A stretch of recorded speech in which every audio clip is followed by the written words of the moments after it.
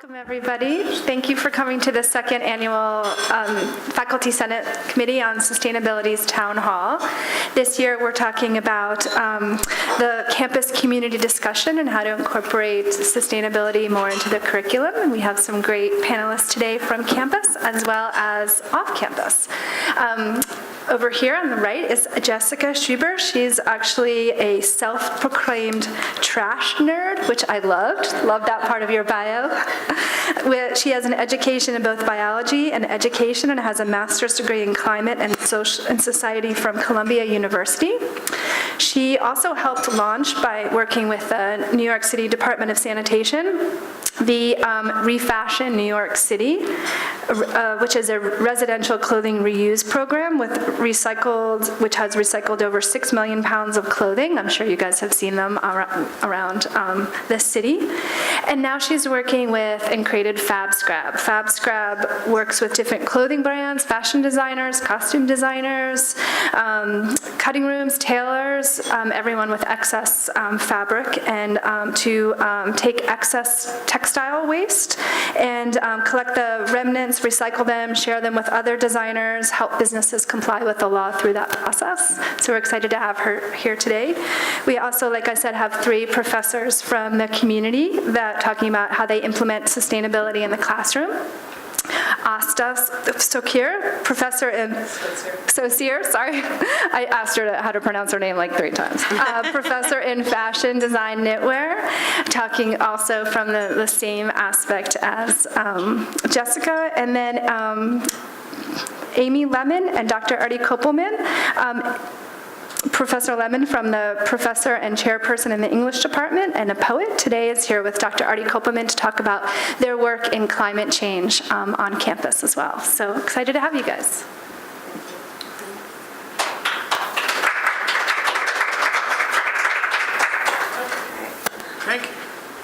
Thank you. Hi, everyone. Everyone can hear me if I'm here? Okay, good. I will start with just a little bit of my background, even though it was in the bio, just because it's sort of the foundation of how I entered the field of sustainability. For the last 5 years, I worked at the Department of Sanitation.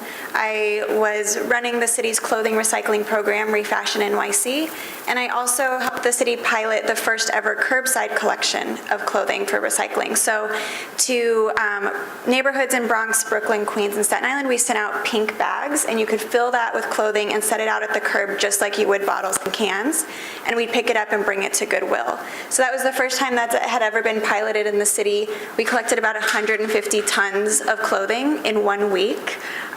So very successful, also expensive, so TBD if sanitation will continue that. But this was sort of my introduction into fashion waste and fashion in general. Not everybody comes into fashion by way of trash, but that was my introduction to it. And the photo on the left is from a waste characterization study. So when I finished my graduate degree, I started working at sanitation, and one of my first projects was to work on this study where I was literally opening up bags of New York City trash and sorting what was inside. We had about 180 different categories to sort from. And what that allows us to do is say, this % of New York City's waste is plastic bags. This % of New York City's waste is wine bottles. And that's how we know what percentage of the waste stream is textiles. So on that note, a little bit about textile waste. Most people are very familiar with residential textile waste. This is what you're wearing right now. It's what you're using in your home. Sheets, bedding, curtains, clothing, accessories. And this is what is thrown out by an individual or a family. And this is what sanitation picks up. But there's a whole other world of textile waste, commercial textile waste, which is the fabric waste that's created in the creation of those items. So it's the samples of fabric when you're choosing what to use. It's the cutting from the cutting rooms, mock-ups of designs, muslin practice. So all of that is created by a company and is not handled by sanitation. It's handled by private carters, and there's very different numbers and regulations for both. So we have great numbers on residential textile waste because I was digging through the trash and finding those numbers. And every year, New York City residents throw out 200,000 tons of clothing and textiles. It's 6% of New York City's waste stream. And when you say 200,000 tons, it's kind of hard to put that into perspective. It's just a number with a lot of zeros. So one way to think about it is in comparison to the Brooklyn Bridge. The Brooklyn Bridge is limestone and granite and steel cables. 200,000 tons is 14 times the weight of the Brooklyn Bridge. And we are throwing that away every single year. So this is a massive amount of clothing. Another way to look at it is the Brooklyn Bridge suspension can hold about 98,000 tons. So we're throwing out double what the Brooklyn Bridge can hold up every year. And that's just residential waste. Nationally, it's the weight of 35 Empire State Buildings. And we're only right now recovering or recycling about 15% of that. So this is all residential numbers. This is what you'll find on municipalities' websites, on the EPA website. And why is this important? Well, one, like your taxes are paying for this. The Department of Sanitation has one of the largest city budgets, and if 6% of our waste stream is textiles, we're spending about $60 million every year just to put this material in the ground. The other reason in terms of CO2 emissions is that for every pound of textiles we can recycle or reuse, we would be saving more greenhouse gases than paper, plastic, and glass recycling combined. So there's actually a huge potential here for climate help. There's a bunch of different drop-off locations in New York City that you can bring your clothing to instead of throwing it away. More retailers are starting to have drop-off programs. So there's more options on the residential side. But commercial textile waste is a very different beast. There are no set numbers on this because it's handled by private carters who don't have the kind of transparency that DSNY would have. The best estimation that I could find is that commercial waste is at least 40 times greater than residential waste. So everything that's created upstream to get to a product is about 40 times greater, and obviously a big section of that would be textiles. In New York City, if 10% or more of your waste as a business is textiles, you're actually required by law to recycle it. Most companies have no idea this law exists. There's very little enforcement of it, but technically we are trying to move towards recycling of textiles, at least on the commercial side. So 8 million tons, if it's 40 times residential, is essentially the weight of the Great Pyramid in waste that's being created before you even buy the product. And why is that important? Again, CO2 emissions. For each pound of waste from apparel production, we're creating 2 pounds of greenhouse gas emissions, so possible savings there. And also customers are starting to care. For similarly priced items, brands that market that they're doing something sustainable do see a small increase in sales, and about half of customers now are looking for sustainability info on tags, whether that's, is this organic, is it GMO free, is it made in the US, all of that are things that customers are starting to recognize, so there's potential value there. So when we talk about commercial textile waste, what's in it? These should be pretty familiar to most people. These are fabric cards and fabric samples, also called fabric headers. Receive these by the thousands. Also cutting room scraps. So when a pattern is laid out, like a cookie cutter, and you cut your shape out, there's leftovers, but unlike cookie dough, we can't just roll those back up and respread it. They're just wiped off the table into the trash, paper and all. A typical cutting room might do 10 to 20 bags a day of textile waste like this. These are mutilated items and mock-up items. So companies will buy material from other companies, sample the fabric out of the back by cutting a big hole, and then throw away the rest of the shirt. Or they will try and work on a pocket design or a zipper placement by only sewing half of a pair of pants or the front of the pants. And so obviously these are no longer usable garments, and they end up in the garbage. And then lastly, and most sad, is full rolls of fabric that either the color or the fabric is no longer what the designer wants. It's dead stock, they purchased too much. Sometimes full rolls of fabric will end up in waste. So why can't this material go to a traditional nonprofit? There's a few reasons. One is the material of itself. The normal nonprofit will take donations for free and hope to resell it in their thrift store. Obviously, you're not going to be able to sell half a pair of shorts, or you can't sell a sweater with a big hole in the back. And so most nonprofits prefer not to accept that kind of material. The cutting room and the headers, that kind of waste needs to have all the paper and the staples removed. And then finally, most people aren't going to like a Goodwill or Housing Works looking for 3 yards of silk. They're looking for a new coat. So it's even not really what their potential market would be. The other challenge is the volume. Designers are creating maybe 40 bags or so a month. For an arts organization, they can maybe take 4 bags, not 40. And on the flip side, industrial recyclers want to see like 40,000 bags, like a trailer load, before they'll accept fabric for recycling. So an individual designer is stuck in this middle scale where they don't really have enough for industrial recycling themselves, and they have too much to be able to give it all away. And both of those would require transportation and time and sorting on part of the designer. Anyone here who works in fashion knows that you're probably busy enough and preoccupied with other things. And then finally, proprietary concerns. Some of those rolls of fabric or some of those mock-up garments, they've been trademarked, or they have logos, or they have patterns on them. Think about the like iconic Burberry fabric. They wouldn't want that reused or resold without their permission. So they can't always donate the way that they'd like to. So these challenges is where FABSCRAP has a little niche market and can hopefully help. By working with a lot of designers and providing the transportation and processing, we can sort and consolidate so that we can reach those industrial minimums much faster than an individual designer. We can make sure the proprietary material is handled properly. We can also sort out the bigger pieces and make them available for reuse to students, artists, crafters. So I'll quickly go through the Fab Scrap process and how it works. The first is transportation.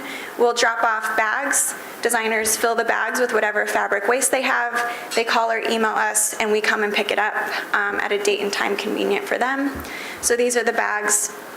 Black is for their proprietary stuff, so they can note that, and the beige bag is for everything else. The bags hold about 50 pounds each.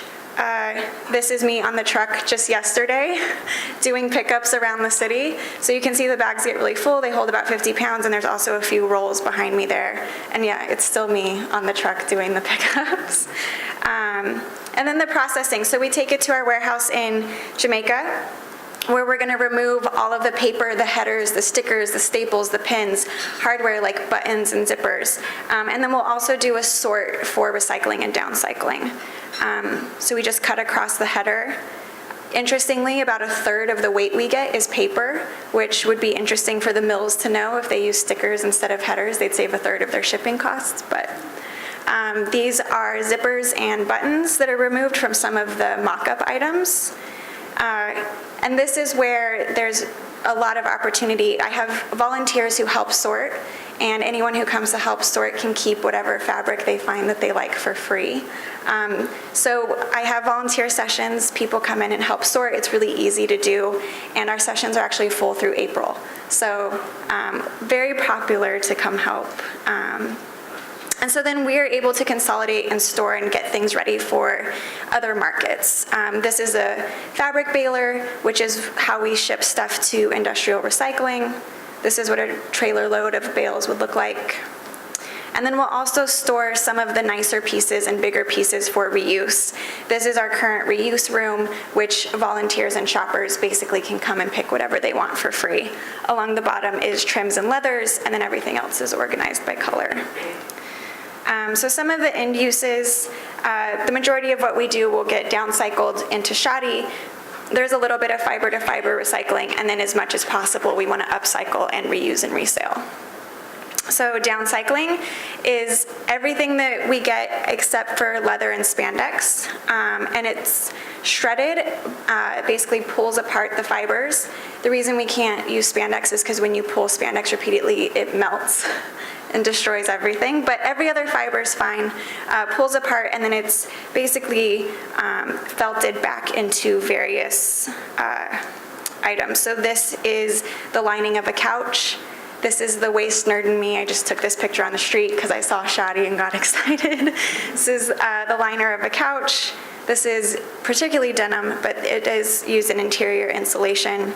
This is the inside of a car door, used in the automotive industry a lot, also in the back of trunks, like underneath that carpeting. This was at U-Haul when I was getting the van for pickups. You'll see all their moving blankets, and those moving blankets are made out of shoddy. So it's really ubiquitous. And then recycling, there's a few fibers that we are sorting out in particular, should we find them. One is wool, because it has a high scrap value. A lot of people use it for felting. We see a lot of 100% wool come through, particularly because we were taking stuff for fall. 100% cotton with the company Evernew can be chemically broken down back to the cellulose level, respun and rewoven into 100% cotton, which is really great. Those technologies are still being developed, so we're sorting to give them a clean stream to work with. Same thing with the polyester, which happens both mechanically and chemically, can be totally recycled. But the coolest part for me is the upcycling. This was a bunch of leather that we took, and then we worked with a designer who was able to use it entirely in her line of handbags. This is some of the material that the volunteers have taken, full yards of fabric, a bunch of small pieces. You can see the big bag behind her, or the big pile of bags behind her of everything we still have to sort, which is why volunteers are great. And then we do put a couple items online for resale just because there's been some interest in other parts of the country of reusing the material, and this is really the only way I can ship it to them. So it's like a grab bag. We'll sort things by color, and then they can pick online what they like. As you can tell, I'm very data-driven, and I think what's most important about all of this is every company that I work with is getting data back, not only on how much they're giving us to recycle, but on what happened to it, what was downcycled, what was upcycled, what was paper, what goes to landfill, and why. And we can give those numbers upon request, but we send them every year to all of our clients. And we also work with them to pay attention to what's happening in their waste in general with their carder, even if it's paper and plastic. And so this is the part where I always feel awkward talking about who our current clients are. It's like, these are some of the clients that we're currently working with. It's really up to them whether or not we share our work together. Some people want to promote the sustainable things that they're doing, and some companies don't. But anytime we can, it's really great to give a shout out to the companies that are trying to do something great internally with their fabric waste. Went through that pretty quick, but I have contact info there, and I know we'll be having a Q&A after, right?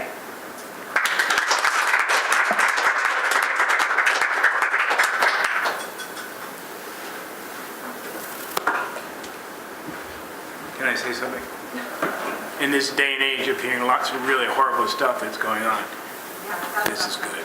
This is good. I appreciate your comparisons too to things that Yeah, we can understand. Like,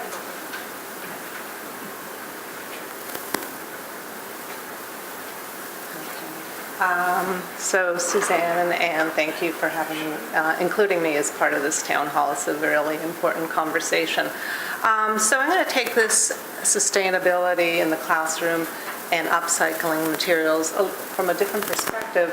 And in knitwear design, we as designers create our own fabric, which allows us to create our own fiber. And since we start with a strand of yarn, that strand of yarn can be anything. And in this case, it was cotton paper cut into continuous strips, glued together, and then hand knit into this beautiful sculpture. This one example is actually not recycled paper, but it could have been. So that's why I want to start with this. And this is a student who actually spent winter break looking for white t-shirts. Apparently it was really difficult. And then she tea-dyed half of them and then cut them into continuous strips to create her yarn. You can see it there on the ball. And then she went one step further and she wanted to have a no-waste coat, so there was no seams in this coat. So it was completely no-waste concept and upcycling her material. A little different perspective. One of my students had been in South America on a sailing trip, and she was really disturbed by all the garbage bags that she saw on the ocean and on the beaches. So that was her concept for her senior thesis outfit, and then she took garbage bags plus cotton denim, and then put them together and created her yarn. And actually the jacket on the right is made hand knit out of the yarn that she created. And then she also used the trash on the beach as her inspiration for a jacquard pattern, which is the skirt on as part of the outfit. And then this is a student in my current senior thesis class, and this is where I would have actually loved to partner with Jessica and Fab Scrap. She is using cut and sew fabric, and she's right now in the process of braiding it, and then she's going to bond it to her fully fashioned knit base and thus create these swirls. So she's using the colors that you see on the right. The left-hand side was her test piece. So she's in the process now, and it's due next Wednesday. And then a little different perspective, our bio yarn started from the Bio Design Challenge, and that was inspired by our effort to dramatically reduce environmental footprint of conventional agricultural and petroleum-based textiles. So fashion is the largest polluting industry in the world, and 70 million barrels of oil are used for synthetic textile production. So we wanted to create a wearable textile from readily abundant polymers. And we discovered that alginate can be extracted from algae and made into a paste, and that's what you're seeing there. And then by extruding it from a syringe, we reduced the fiber. We were able to create something that was actually had some stretch and stability. And then, since we're knitwear designers, we decided to take it one step further and to knit it, because knitwear is interlocking loops, which then also contributes to the stretch and the strength of the actual fabric. So we're continuing our exploration in this area, and right now we're trying to perfect our spinning method. So we're almost at garment form. We did create a little mini t-shirt. That won the bio design. Yeah, that we won the Bio Design Challenge at the MoMA, the first annual Bio Design Challenge. So with our little t-shirt. So we did create a product. This one's going to be a large t-shirt that's going to be wear tested in a 5-mile run. So that's where we're at right now. So, we're always at FIT encouraging our students to be environmental and to have environmental and sustainable practices in the classroom. And I'd love to partner with Jessica in the future to really encourage us, because we could utilize those fabrics really easily in the classroom. And with knitwear, we'll create them into yarn and we'll knit them. So, thank you.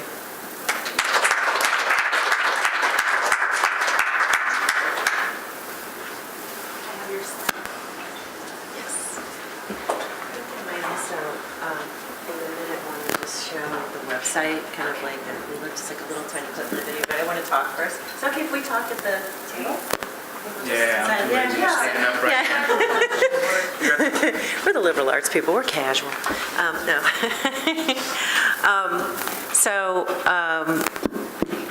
The question is, what does poetry have to do with climate change, right? In the fall of 2015, I was thinking about sustainability and what I might be able to contribute to that effort here at FIT. And a friend of mine who teaches creative writing at the University of Alabama, Birmingham, were Facebook friends, and a few years earlier he had posted some photos of himself from Antarctica. And I had asked him about it. First of all, it's just super cool that a poet was in Antarctica and could actually, Bad pun, super cool and all. Climate change pun, sorry. Anyway, thanks, Artie. So anyway, he told me that he had a colleague who was a polar marine biologist, and that was why he had ended up going there.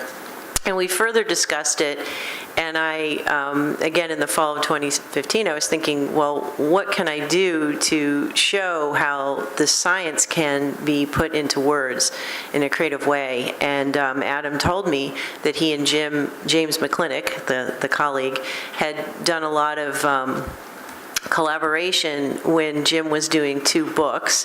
The first one was called Lost Antarctica, and this is based on his research trips to Antarctica. He's now made his 26th trip to Palmer Station, and then the one that just came out most recently was A Naturalist Goes Fishing. And basically it's scientific experience and research combined with his personal observations, and in a form that's very literary and very readable and very accessible. And so I reached out to Artie, my colleague in the sciences, and asked if he wanted to be part of this proposal, and we did get the grant. And then it just became clear to me that once they were going to be here, I thought that we should work into the curriculum some ways to have our students use their skills in various classes, various techniques, various disciplines to communicate the facts of climate change. And so that's what we have today. And so this, okay, I'll show you something. I'll go over here now. There you go. Yeah, let me just show you. So we have a, this is where it is. Oh, really? Yep. Oh, they hide it well. Well, I can't scroll down now here, okay. Pull down. Yeah. There we go. There we go. So this is the main page. There actually are going to be some updates to the website, but first of all, yeah, I was looking for the poster. That's what the image, yeah, sorry. So the big thing is, the main thing is they're going to be doing a campus-wide presentation on Tuesday, April 18th from 5 to 6 p.m. in the Katie Murphy about their collaboration in the arts and sciences. Thank you. And there will be Q&A, there will be a book signing afterwards, but there are several other components to the project, and those are things that you can find out more information about on the website. I just wanted to show briefly a little clip from, now I'm getting all nervous, this video. So in my communication with these 2 speakers, I thought, well, because Jim McClintock was going to be in Antarctica until the end of March, he couldn't come to FIT until after spring break. 11th week of the semester, that's pretty late to get things going, so we really wanted to build things in early. And I asked each of them if they'd be willing to somehow contribute in video form some content that would sort of preview what we're doing so that they could be talking, faculty could use it in the classroom and students could see it as well. And as it happened, when James McClintock got to Palmer Station for his 26th research trip, he just happened to meet a professional filmmaker. So we have this amazing video. I'll just show, do we have sound? Can I just show just like a few minutes of it and you can hear the introduction? And then you can watch the rest of it. It's 10 minutes. It's very suitable for use in a classroom or for embedding in Blackboard or in whatever way you wanted to share it. It's really good. This thing's not working, but you can hear me, right? I don't need this. It really is. Can I go ahead and play it? Yeah. And if you... Hey, welcome to Palmer Station, Antarctica. You want to change the... My name is Dr. Jim McClintock. I'm a professor of polar and marine biology from the University of Alabama at Birmingham. And I've just arrived here in Antarctica this morning. This is my 26th time I've been to Antarctica. And I'm really looking forward to coming up to FIT this spring and being part of your sustainability conference. One of the things that I study in Antarctica is how climate change is rewriting the marine systems on this Antarctic peninsula where I'm sitting at this moment. And behind me is the Mar Glacier. Now, you might not believe this, but when my colleagues and I started to come down here, 15, 20 years ago, the Marg Glacier was much closer to me than it is right now. In fact, the Marg Glacier has receded almost a half a mile in the last 50 years. In fact, 87% of the glaciers up and down the western Antarctic Peninsula are in recession as I speak. And you might have read in the news lately or seen in the news that there are ice sheets, thousands of feet thick, attached to the Antarctic Peninsula that are on the edge of disintegrating. The latest one is called the Larsen Sea Ice Shelf. About 150 miles behind me as the crow flies. And when the Larsen Sea Ice Shelf breaks up and goes out to sea, we're talking about a piece of real estate that's the size of Delaware. These are very large chunks of ice that are breaking up. The good news is that when those ice sheets break up and melt, they don't contribute to sea level rise because they're already in the water, just like a glass of ice water. When the ice melts, it doesn't come over the top. The bad news, though, and concerning, is that when these ice sheets break up, the ice on top of Antarctica that's miles thick is rolling towards the ocean, and that movement towards the ocean is accelerated in the absence of these ice sheets. They're like barriers that are being lost. And so as we add CO2 to the atmosphere and we warm up our planet, these ice sheets are moving into the ocean more rapidly, and that is contributing to sea level rise. That's part of the reason why today in Miami at a high tide, you can have salt water in the streets. So these ice features are changing very dramatically.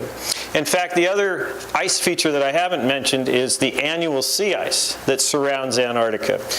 So you can see the rest of it, including penguins, which it's a very dramatic presentation there. And also, last week I did a Google Hangout with Adam. Not as high quality video, it's, YouTube live streaming, but talked to him about his relationship to the natural world in his native Alabama, and he also connects with FIT in terms of the arts, and he is a poet who's inspired by visual art and has also been a practitioner of visual art himself. So again, there's a lot of information that is on the website, and let's see if I can go back to the image there. I'll just come over here, and I think I'll turn it over to Artie for a little bit here and talk about the plans that we have put together to help people use this in the classroom. Yeah. So, there are, through a link on that website, there's a couple of different documents where you can places where you can find information. Also, we have those forums where if you're interested in participating in this process and are interested in dealing with talking about climate change in your classes, or would like more information about it, you can let us know there. I think the idea of this is manyfold. One is that this is an issue that is so significant. I've been telling people all the time now, it's not a hoax, it's not perpetrated by some people in China, as someone who should not be named said. Very real, very significant, something that many of us have been dealing with and talking about and educating people about for decades. Go back to the 1980s when we first started to talk about this. So it's really significant, and I think it's an important time for everyone here on this campus and in everything that you do to take into consideration climate change and to talk about it, and to talk about whatever you can do in terms of affecting greenhouse gas emissions, and why there are ramifications, as we talked about earlier, in simply looking at trash or at waste and the ramifications there. So I think it's critically important. And hopefully this is the first step in being able to communicate more about climate change using this nexus of scientists and artists. You know what? I've been doing that kind of stuff, not with climate change, but with other things for a while. It works really well for that combination. We all see it. whether you're looking at stuff going in the Antarctic or in the Arctic, whether you're looking at stuff right here in New York, near shore, offshore, looking at distribution of things, my work is with marine mammals. And I can tell you clearly that we're seeing changes in distributions because of climate change. Am I going off the deep end here? No. No. It's Almost literally, but yeah, Yeah. into the ocean. later. It's critically important. So I would say that to do a couple of things. If you can, take your students, yourself and your students to what these guys are doing, to their presentations. They are going to a few classrooms. Has it been kind of... Yeah, so let me talk a little bit about the initiative and what's going on. So as Artie was mentioning, there are links for faculty and for students to connect and to join groups so that they will get email updates. And one of the culminations of this project is the student projects. And so classes already across the curriculum are incorporating these, but it's not too late to do that. So if a student's interested in doing a project that somehow communicates an aspect of the causes or effects of climate change, they can definitely become involved. There's a call for submissions with guidelines. We have a submission form. And most importantly, we have research. We have resources and ways to sort of boil that down. And Helen Lane from the library, I don't know what I did. She created a wonderful LibGuide that has resources. We also have there's a really great basic introduction on a slide presentation, and Sasha Wright did a talk for faculty a couple of weeks ago that she's going to be narrating and putting the slides into video form that we will also share.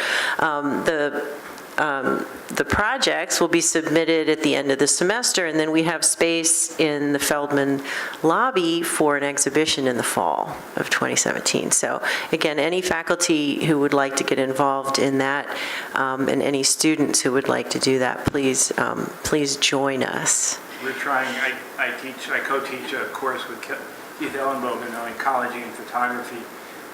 Sustainable New York is the name of the course. And we've asked our students throughout their work this semester to think about how they can use what they're doing, the photographs they're taking,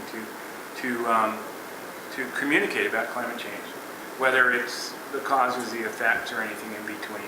And I think it's an incredibly successful way of engaging discussion. When you think about and walk down the street and look at what's going on, and you realize the connection between what you're seeing on a regular basis out on the street or even on campus and climate change. And if you can explain that and talk to people about it, I think it helps, because there's so much, I guess there are people out there that don't care, don't think, or are so overwhelmed by things that they just stick their head in whatever sand is around and ignore it. And I think it's up to us to remind them that that's not the approach. You can learn, you can maybe affect change. And I just want to say one thing, that to think outside the box in terms of these projects. It could be a business proposal. It could be any sort of discipline. So I'm happy, we're happy to answer questions about that. Thank you guys so much. I want to leave some time for Q&A, but I also think what's important too is this mix of art and science. Even your background, you were saying you had the science, now you needed to learn how to talk about it. And with the bio-design challenge, this mix of this art and science is really so powerful. I also want to mention on April 29th in Washington, D.C., there's going to be a climate change march, which I know the world of activism and growing dissent of opinions right now is another way to also get your voice. And then March 21st is the March for Science. The Scientist March. Both in D.C. and also I think there are satellites all over. I'd love to open it up for questions too. I just want to say also one other plug for another event happening on campus on Tuesday is the Sustainability Conference that you're in Antarctica. He was a little, I just have to say, he was a little confused. He didn't realize we had a whole thing just for him. Yeah, right. So he thought he was just part of that. But that's going to be all day Tuesday in the Great Hall. show up. And the email just went to employees during this meeting about 5 minutes ago, and students had an email about it yesterday or the day before, so you all should have something to break through. Even if you don't, like, do the Eventbrite thing, you can still show up and It's easier if you do, so you can just check Absolutely. off. Yeah. And you don't have to come to the whole thing, but it helps us if you register in advance, because then when you come, you won't miss any of it. We'll just check your name off. And faculty, if you want to bring your students, you can actually register for up to 25 people at one shot. Yeah, we have an exciting FIT alumni this year that's headlining, my husband's a comic, what's the word, keynote. Headlining the conference. Anyway, it's a town hall event, we'd love to hear if you guys have any questions. Can we ask questions? Can I just say thank you so much to the Sustainability Council for their support? I know how much work must go into all of this and vetting the proposals and everything. And then I also wanted to mention the Sustainability Awareness Week. I was able to go on Friday to the Patagonia presentation. It was amazing. There's just so much synergy going on right now, and I really appreciate that, people are doing the best they can to get to get everyone together. I think the synergy also is between what is the Sustainability Council and another entity which sponsors this, and this is from the Faculty Senate Sustainability, or Committee on Sustainability. Yes, indeed. Sorry. It's okay. Sorry. Synergy is good. All right. Yes, ma'am. I just want to point out, in particular talking about Patagonia, I'm sitting beside Will Rossi, who is the Student Director for Sustainability on Student Government, and student leadership on these issues is outstanding. It wouldn't happen without them. And the student engagement around this at this point is just booming, and it's amazing. Incredible. So- Will's amazing. Can I throw a question out to everyone here? Instead of we being on the spot, if you could somehow communicate about climate change, what would you do? How would you do it? Would you? If you can't come up with an answer now, think about it and put it into place, and then contact us. Sound good? Yes, please do. Yeah, to Now I'll actually shut bring it up. back to Jessica's presentation Yes, too, when you that talk was- about like numbers that people can really understand, I think that's. Is your presentation going to be, can you make Sure, that available? That's fine. So you guys have a copy of it? Can you? I have a copy. You have a copy, and maybe somehow share it? And It's also being taped too. yeah. And are you available to come to classes too or something? I really like going to classrooms. Oh, me too. In some cases, I've had professors bring their students to the warehouse and spend their 3 Now, hours. you said it's in Jamaica? It's in We're Jamaica. in Jamaica. In Jamaica, Queens, right off the end of the F line. I know, I grew up there. Yeah, it's yeah, from 85th and Jamaica Ave. Yeah. And so I've had professors bring classes there, and they'll That's great. sort for a couple hours. The students get And it's feedback. right, the app will take you right there.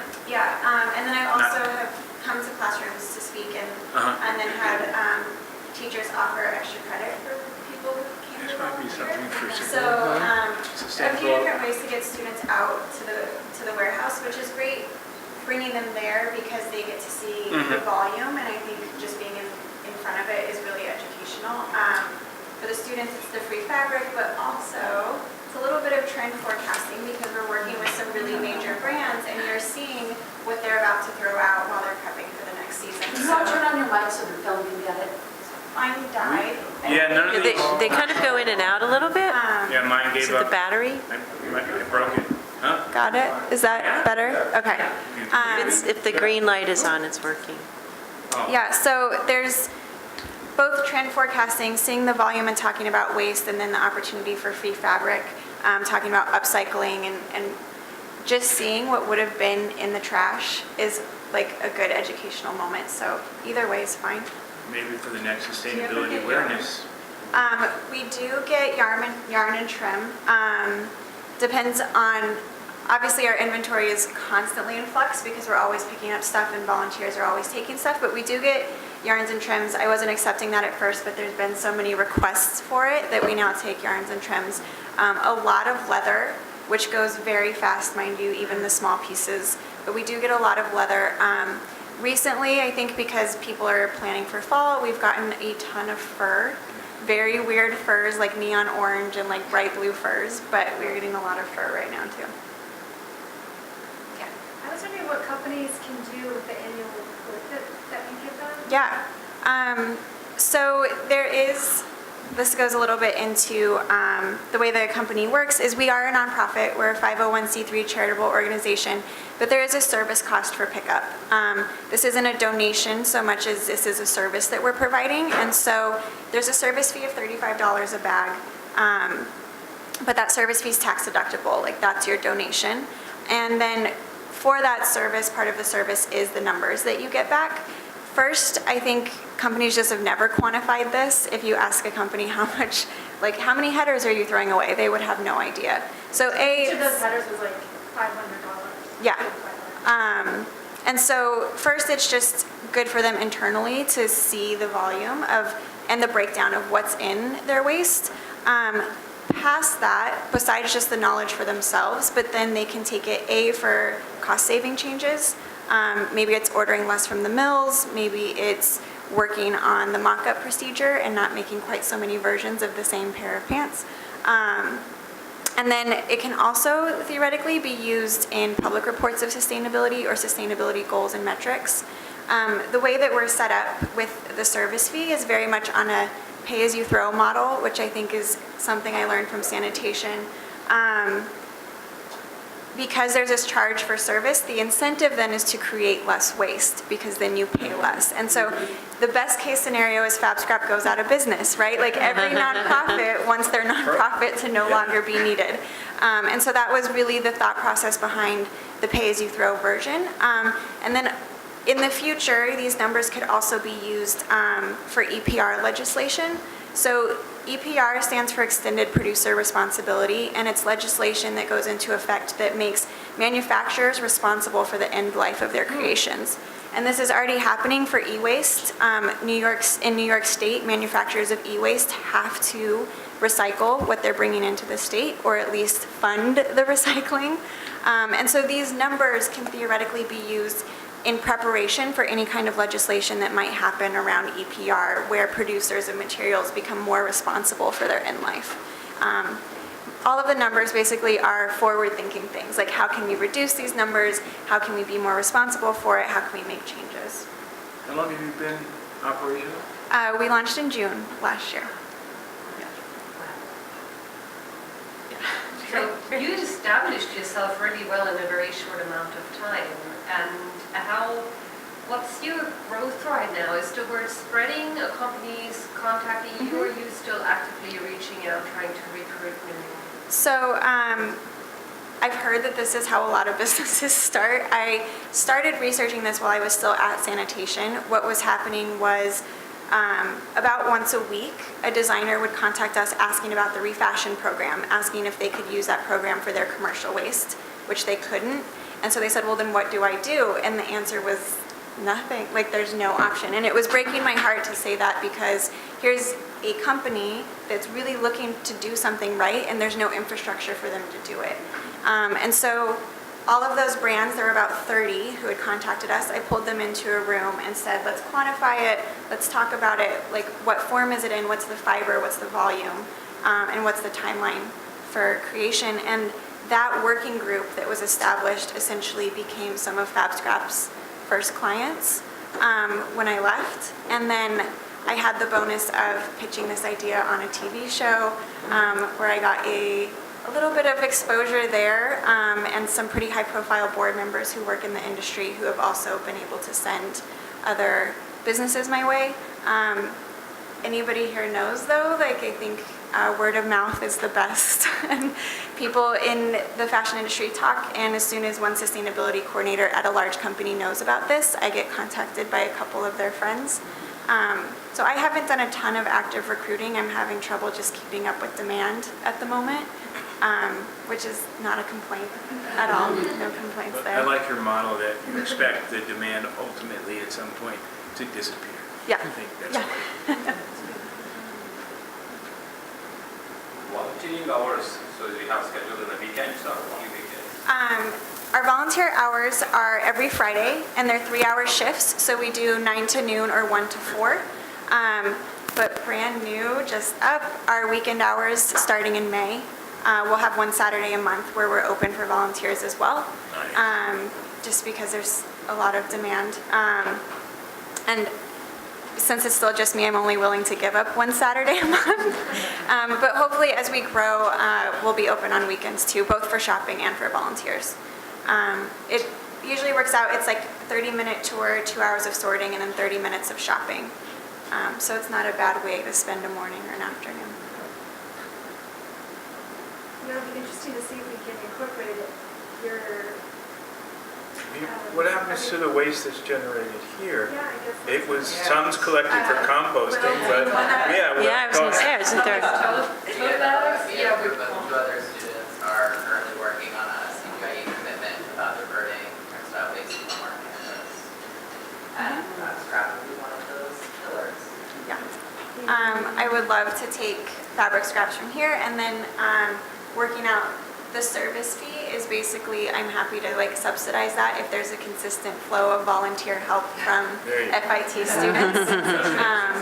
Yeah, so that's what we're in discussions with now. And I'm just curious of the students, did anyone know before Jessica just spoke about the opportunity to volunteer and get free fabric?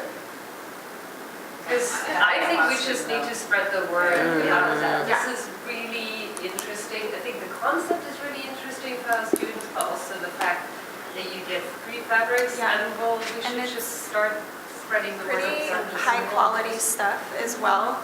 Some of the samples that we get, they're like $100, $200 yard like fabrics. Just yesterday, that picture of me on the truck, we picked up 25 rolls from Marc Jacobs. So those are like yards and yards that are just available for anybody who wants them. So if someone volunteers, can they take a roll? If they want to roll, they can take a roll. So they can carry it. Yeah, that's the hard part, is I try to remind people, like, if you have to, like, bring a suitcase, which people have done, and they've come with their suitcase and filled their suitcase. I've had people who come on the train and take so much they need an Uber to get home. I mean, obviously I don't want you to take things and then you take so much and it gets wasted because you weren't judicious about that. So, like, sometimes I'll ask, like, do you have a plan for these 18 yards you're taking? But yeah, I'm happy to give away as much as possible. That's how my nonprofit works. The service fee covers all of my operations so that I don't have to necessarily sell the fabric and it can be used. How often are you selling the fabric, and how often is the turnover? It depends on the fabric. So leather stays maybe a week, and then it goes home with a volunteer. Same with right now, velvet is going very quick. I would say most things probably stay for a month before they turn over. And then the nice thing is that anything that's not moving just gets moved into that shred inventory and will be shredded and become insulation. And is there do you get a monetary compensation for that? The shredding is a service that I pay for, so that's part of the service fee, is that like I'll pick it up and sort it and then pay to have it shredded. Yeah, that's part of that. And then do you sell it? The shredder will market the shoddy and sell the shoddy from there. The 100% cotton, the 100% poly, there is, because those are like developing technologies, that I'm able to sell for like a couple cents a pound, maybe 2 to 3 cents a pound. It's not much. What's interesting, and we can also move on at some point, but what's interesting is that when people come to shop, we have all of the big pieces in the reuse room, like folded and labeled by color, and without fail, always people want to dig through the bags. I don't know what it is about like the treasure hunting aspect of things, but like any time that someone comes to shop, they'll shop in the reuse room and take some big pieces, but then they always want to go see like, well, what's in there that I'm not seeing, and so there's a little bit of like, yeah, FOMO on fabric. Okay, well, our time is almost done. Are there any other questions?